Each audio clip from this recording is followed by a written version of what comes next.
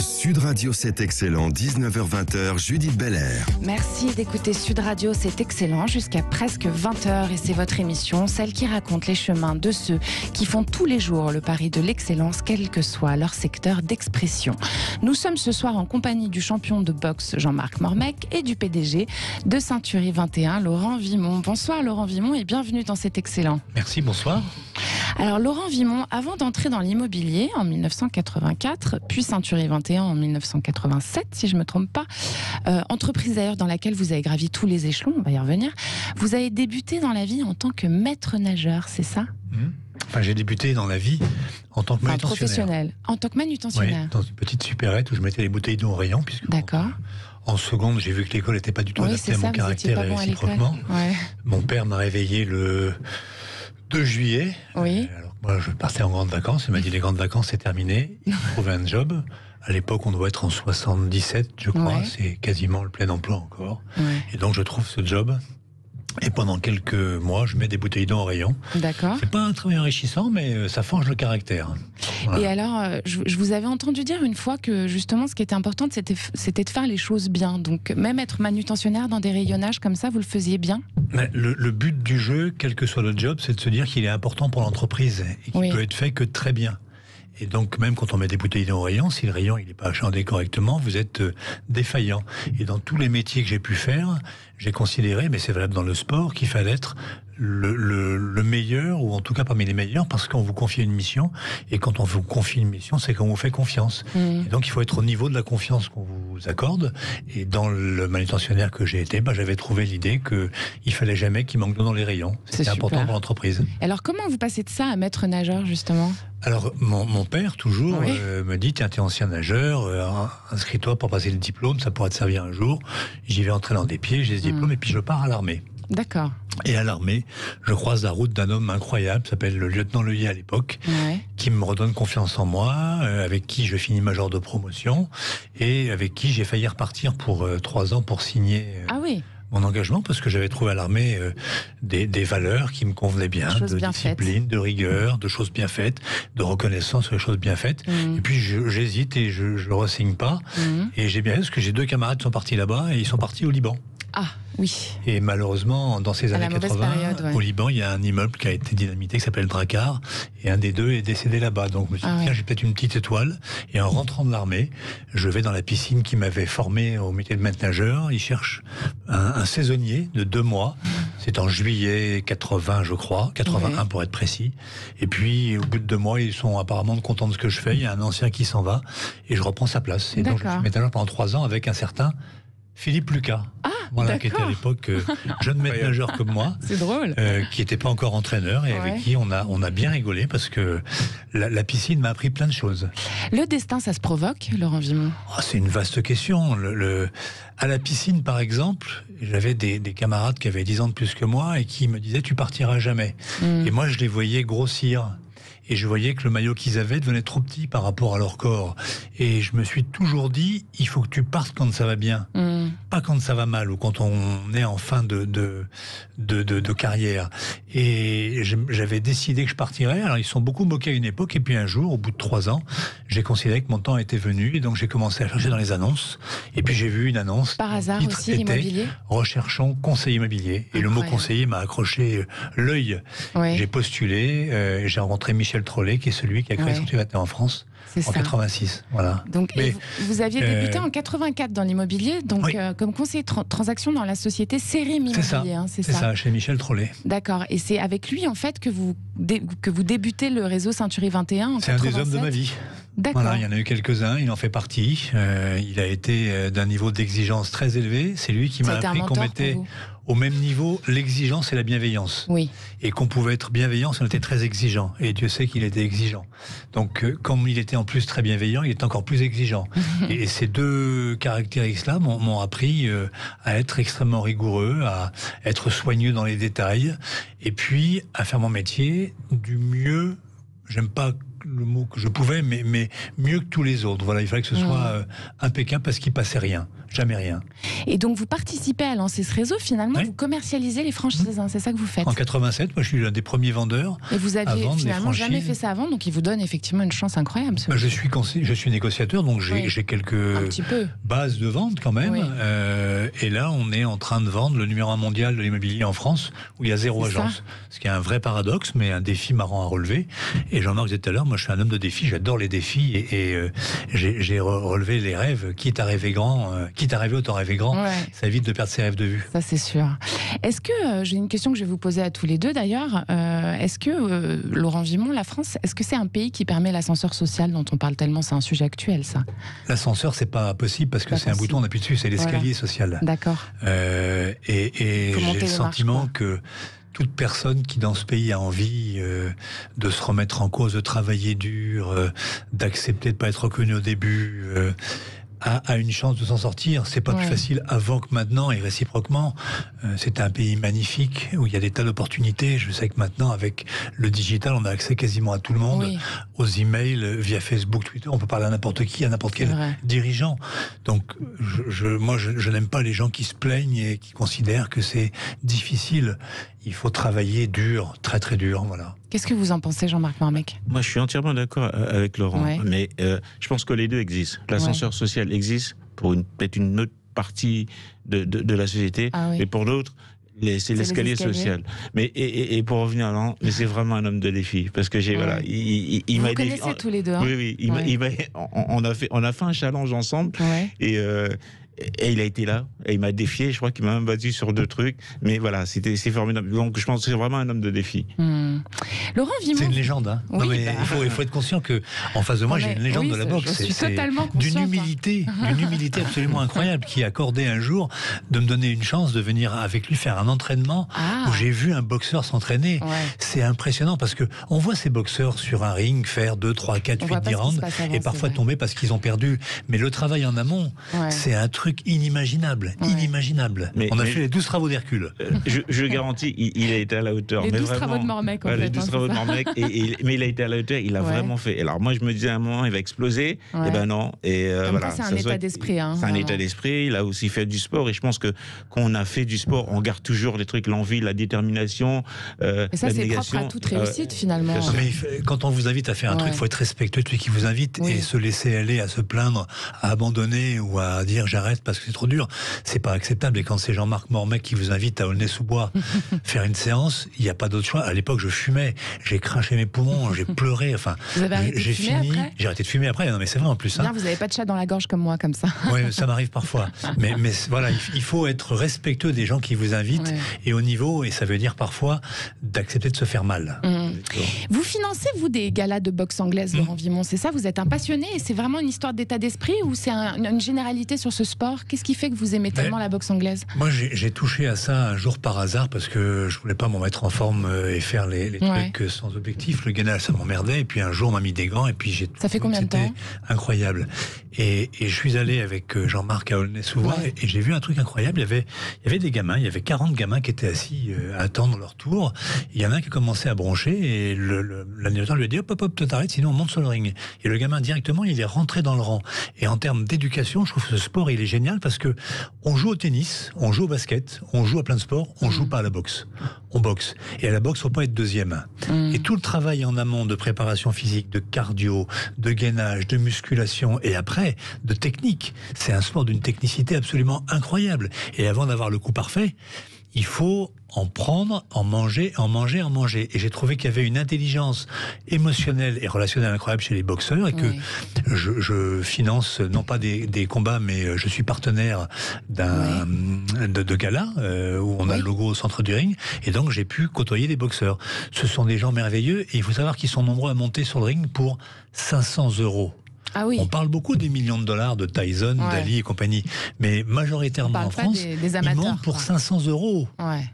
Et toute personne qui monte les escaliers et qui passe sur les cordes mérite le plus grand respect parce qu'elle met son intégrité physique en cause.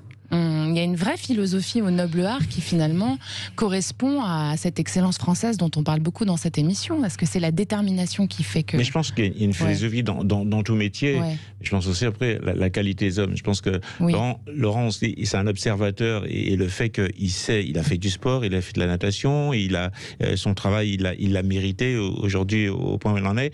Et je pense que voilà, c'est quelqu'un qui le fait d'avoir le regard sur les autres, en regardant, en observant, et il aime les gens.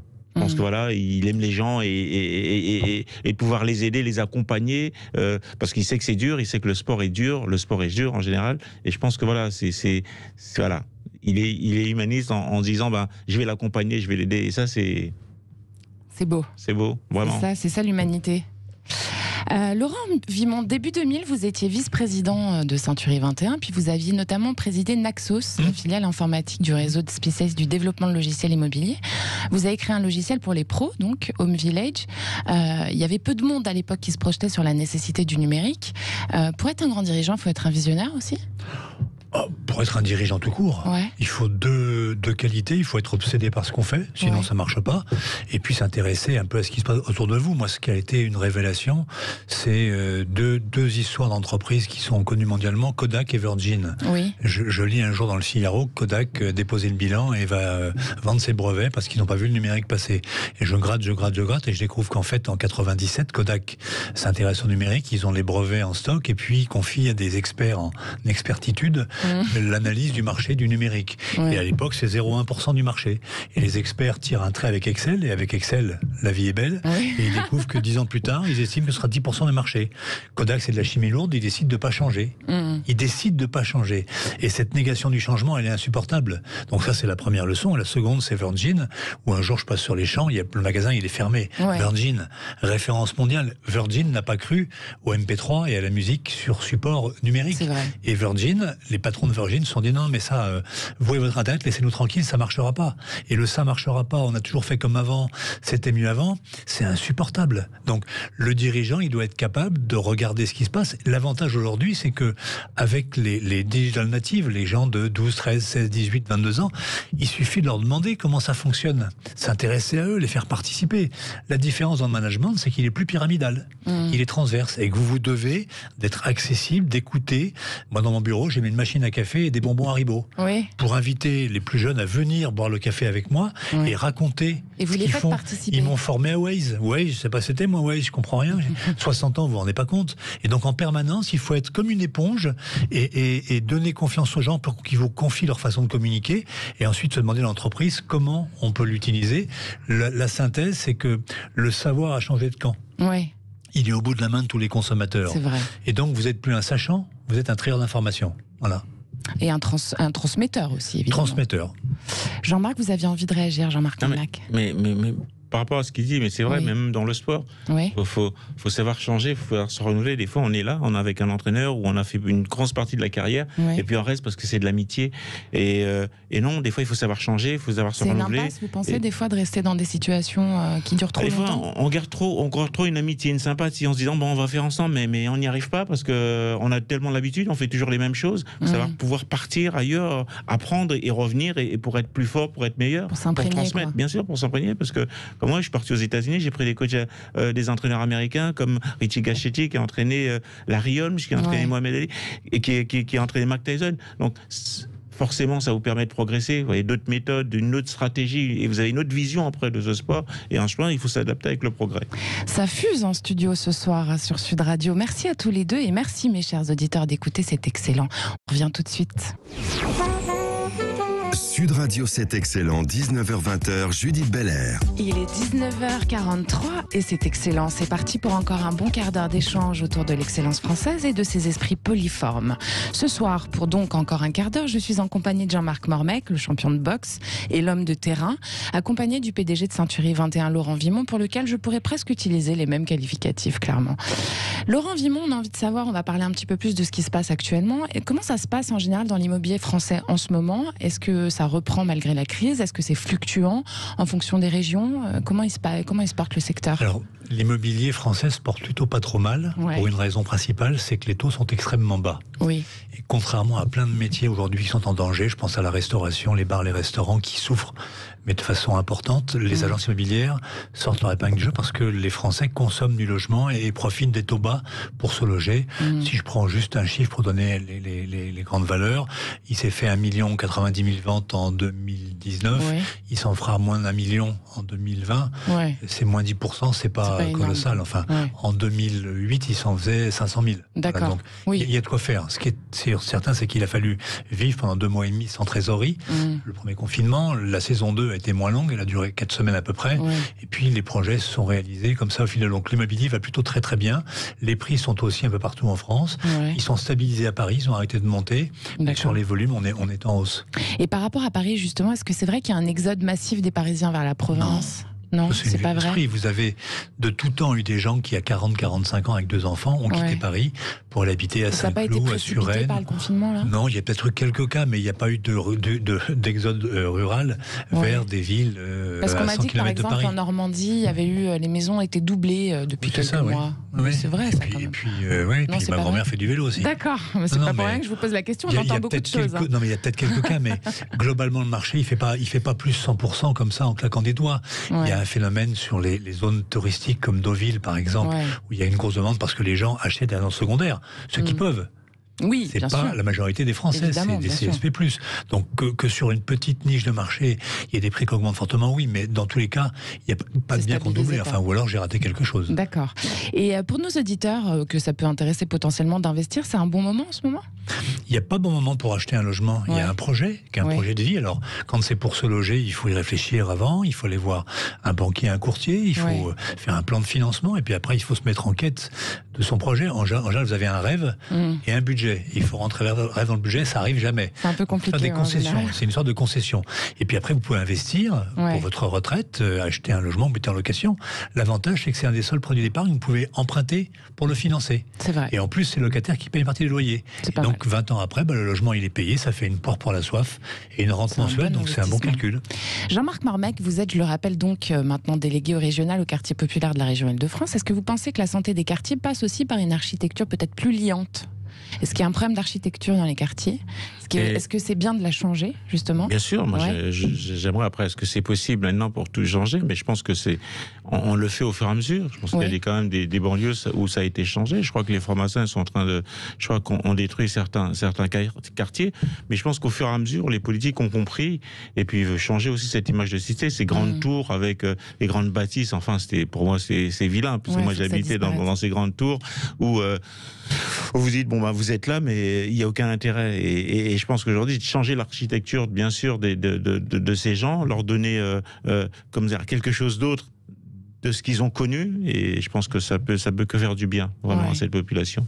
Vous, Laurent Vimont, vous aimez à défendre des valeurs qui vous sont chères, hein. Il y a beaucoup d'intégration sociale dans ce que vous faites, d'engagement dans la cité, justement, etc. C'est quoi vos actions concrètes, justement, pour ce genre de sujet ? Il y en a une qui est toute simple, c'est de mettre en lumière ceux qui réussissent, en arrêtant de montrer ce qui ne marche pas. L'immobilier, on y vient par hasard, on y reste par passion. Et il y a chez nous des gens qui sont black, blanc, bleu, qui ont entre 20 ans et 60 ans, qui sont des hommes et des femmes. On a la moitié d'hommes et la moitié de femmes au sein du réseau. On a plus de 400 femmes managers. Et donc, l'intégration, c'est montrer ce qui fonctionne, mettre la lumière sur les belles histoires, les mettre en avant. Et dans le réseau, je passe une partie de mon temps à faire 2 choses. La première, c'est faire respecter les règles de respect des uns et des autres. Et la deuxième, c'est mettre en avant les belles histoires d'une patronne d'agence qui a démarré chez nous comme assistante, et qui maintenant a son agence, d'une dame qui vient de Moldavie et qui s'est installée, qui est arrivée en France, qui parle à peine français, qui a une agence à Enghien-les-Bains. Enfin, c'est passer du temps à identifier ce qui va, en le faisant savoir. C'est le dire aussi à ceux qui ont réussi, qui sont des exemples, parce qu'ils s'en rendent pas compte. Jean-Marc, il sait pas forcément ce qu'il incarne pour les autres, parce que c'est un garçon qui est humble et simple, et il sait pas qu'il est un exemple pour des milliers de jeunes, comme quand il a vu Ernst. Vous êtes conscient de votre rayonnement, Jean-Marc Mormec, quand même, que les jeunes vous suivent et que vous êtes un exemple pour eux ? Enfin, je sais pas après si je suis un exemple, mais vous êtes devenu délégué au quartier aussi. Je suis, moi je suis toujours sympathique. Donc, comme il le fait d'être sympathique, j'aime bien discuter avec les gens, j'aime bien le contact humain, et je pense que au moment donné, quand on arrive, on est sportif ou entre guillemets, on réussit quelque chose, je pense qu'aussi on doit avoir une part d'accessibilité pour pouvoir être avec les gens, pour leur parler, pour leur dire mais c'est possible quoi. Parce qu'avant on n'a pas toujours été. J'ai été aussi ce garçon de banlieue. Comme j'ai dit, je travaillais au McDo. J'ai été aussi dans les halls. Et aujourd'hui, bon, j'ai réussi à évoluer. Et ça m'a permis aussi de devenir délégué interministériel parce qu'on a des a priori contre les politiques en se disant ils font jamais rien pour nous. Mais après, si on rentre pas dans un système, on peut pas comprendre. Donc je suis rentré. Et puis l'écoute est important aussi. Pouvoir écouter les gens, pouvoir écouter, et puis expliquer, et puis aussi dire ce qu'on veut. Donc voilà, ce sport m'a appris tout ça. Il y a des similitudes entre la boxe anglaise et la politique, Jean-Marc Marmec. Il y a plein de similitudes. Il y en a beaucoup. Donc, sauf que, alors, pour certains, en tout cas, en boxe, les coups, ça se voit, et puis on voit qu'on est. La politique, ça dépend. Ça dépend. Mais oui, il y a des similitudes, mais je veux dire, voilà, moi j'ai pris ces postes parce que je me suis dit, au début, on se dit toujours, on a des a priori en disant, mais ils sont comme ci, ils sont comme ça, mais les choses ne sont pas toujours faciles. Et si on n'y rentre pas, et si on discute pas, et si on essaie pas aussi de faire changer les avis, eh ben on n'y arrivera pas. Donc c'est pour ça qu'il faut se donner les moyens. Et l'image, elle est importante. S'il y a un mot que je retiens dans ce que vous dites tous les deux quand même beaucoup, c'est la transmission. C'est vachement important. Est-ce que, par exemple, pour les quartiers, donner des cours de boxe, transmettre l'état d'esprit du boxeur, ça pourrait les sortir du quartier, vous pensez, ces jeunes-là ? Je pense qu'après, il n'y a pas que ça. Le sport, c'est bien, mais je pense que les gens, ces jeunes aujourd'hui, ils ont besoin d'être formés, ils ont besoin de formation, ils ont besoin de travailler, ils rêvent à autre chose, ils ont besoin de rêver.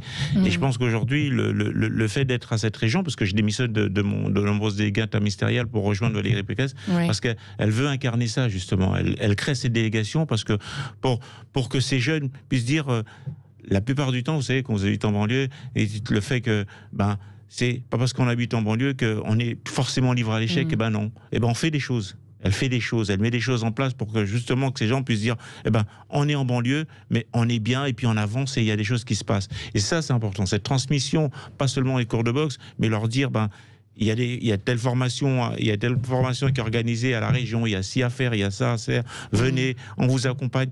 C'est ça qui est pour moi qui est important. C'est de ramener. Alors on peut pas sauver tout le monde, mais en tout cas ceux qui veulent vraiment se donner les moyens et qui ont envie, il y a une région qui fait un vrai travail de terrain pour pouvoir aider ces jeunes. Et moi, ça me plaît parce que je fais partie de ce groupe. Laurent Vimont, vous, chez Century 21, c'est un peu la même chose. Quelque part, vous ouvrez la porte aux jeunes aussi pour qu'ils y travaillent, ils essayent et qu'éventuellement, ils gravissent les échelons. C'est pas que les jeunes, c'est les pas diplômés, les échecs scolaires, les gens qui ont été licenciés, c'est des gens qui cherchent.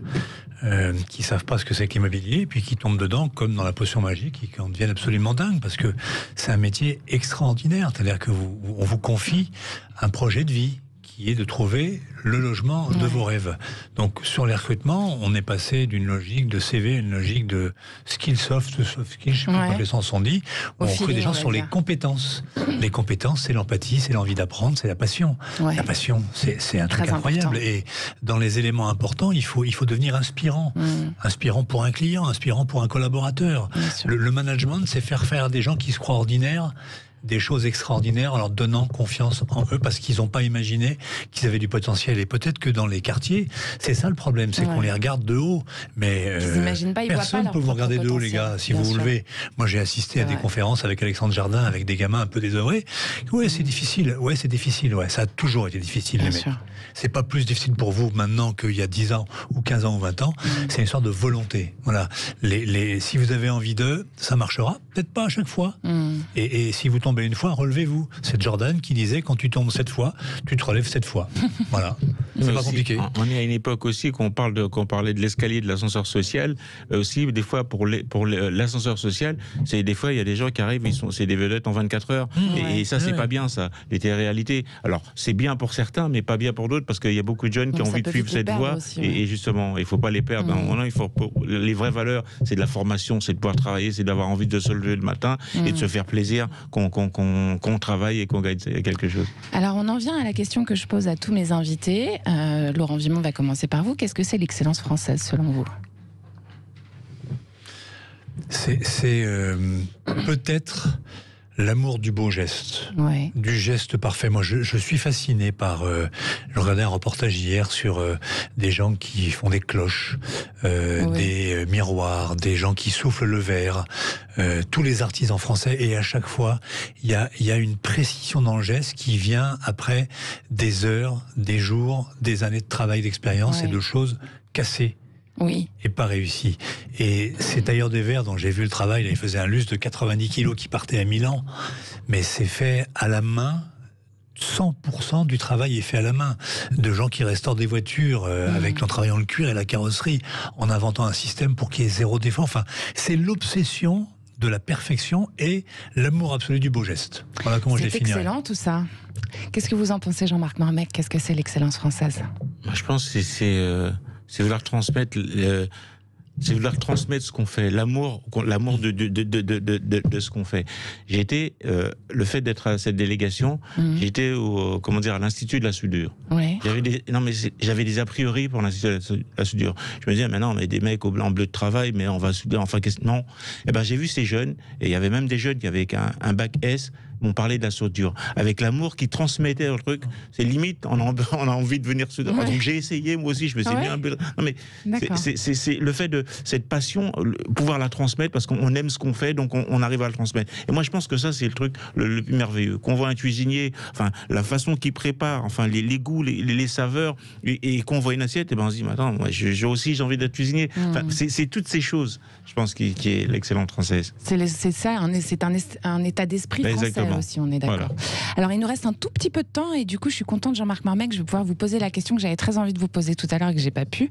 En très peu de mots, vous avez travaillé avec Don King et il y a une histoire qui tourne comme quoi il vous a séquestré. Est-ce que c'est vrai? Non, séquestration, oui et non. C'est-à-dire que il voulait que je signe un contrat, donc on est resté toute une semaine pour négocier le contrat. Donc il voulait que je fasse venir mon avocat, et moi je voulais pas. Donc je voulais négocier le contrat d'abord, et comme il pensait que j'avais pas peut-être les aptitudes de façon pour pouvoir négocier le contrat, donc il m'a bloqué pour négocier le contrat. Et à la fin, je l'ai laissé faire. J'ai dit oui à tout pour lui dire à la fin, bah tu vois, tu te moques de moi, parce qu'en fin de compte, je voulais faire la réunification, ce que j'avais fait des 3 ceintures. À la fin, il m'a tout mis. Il m'a mis le boxeur. C'était Roy Jones à l'époque qui a rencontré Tyson dernièrement, qui était champion du monde. Donc il me met le boxeur en me disant bah voilà, tu veux la réunification. Roy Jones il a les ceintures, ben tu la prends. J'ai tout laissé faire. Au bout d'une semaine, j'arrive, je lui dis tu vois, t'es pas sérieux, tu te moques de moi. Il me dit pourquoi? Il me dit bah je t'ai mis les 5 clauses, je t'ai mis le boxeur. Je lui dis non mais si demain il perd, donc je rencontre pas le boxeur, j'ai pas la ceinture, donc mets-moi les titres et ensuite après. Voilà. Après il y a cette subtilité, je pense qu'il faut comprendre. Et si on n'écoute pas, on ne prend pas le temps, et ben on remarque pas ce détail et ces détails. Donc voilà. D'accord, donc toujours bien écouté. Et ce Don King, il a quand même créé des gens comme Mohamed Ali, enfin créé, non, en tout cas il les a promus, on va dire ça comme exactement. Ça. Tous les grands champions. Vous avez travaillé avec lui que 1 an, c'est ça? Non, j'ai travaillé avec lui, j'étais en 2003 je crois, 2007 vers 2008. Non, j'ai travaillé beaucoup avec lui. Et vous avez arrêté à cause de ça, justement? Non, parce qu'après j'avais réédifié, j'ai tout fait. Je pense qu'après, il y a un savoir des États-Unis qui est des rêves où il y a nulle part d'autre ailleurs, donc il faut les ramener. Je pense qu'ici, et je suis venu, j'ai organisé à mon tour, j'étais organisateur de mes propres combats. Et vous avez exporté l'excellence française aux États-Unis. Justement, de le dire qu'on est capable, mais aussi revenir et pouvoir transmettre ce que j'ai appris là-bas. Et je pense que c'est super important. Laurent Vimont, c'est international, l'excellence française en boxe anglaise et dans tous les secteurs, en fait. Bah c'est comme le French Flair, c'est comme le French Kiss, c'est connu dans le monde entier. Voilà. Il y a la French Touch, voilà. Alors, il manque la French Tech qui est apparemment un peu en retard sur la Silicon Valley, mais la France est un pays magnifique avec globalement des gens qui sont magnifiques et le savoir-faire en termes d'excellence, que ce soit un tailleur, enfin, voir un costume se dessiner, c'est exceptionnel. Donc moi, j'ai pour tous ces artisans un respect infini. Merci à tous les deux. Jean-Marc Marmec et Laurent Vimont, c'était excellent. Merci, prenez soin de vous surtout. Merci à vous. Merci, chers auditeurs, de votre fidélité à cet excellent, votre émission, celle qui crée le lien. On se retrouve dimanche prochain en direct à 19h pour écouter de nouveaux chemins excellents et incroyables. Merci à Quentin Cabanis, toujours derrière son poste direct là-bas. Le réalisateur de cette émission, Oheb Alara et Arthur, à Sud Radio ses équipes, et à France Rock et Mellow & Rock, sans qui C'est Excellent n'aurait pas la même lumière. C'est Excellent est en podcast et en vidéo sur le site et la chaîne YouTube de Sud Radio et les réseaux sociaux. On se serre les coudes. C'est bientôt fini le confinement, un peu les fêtes en plus. À dimanche prochain. Je vous embrasse, c'était excellent.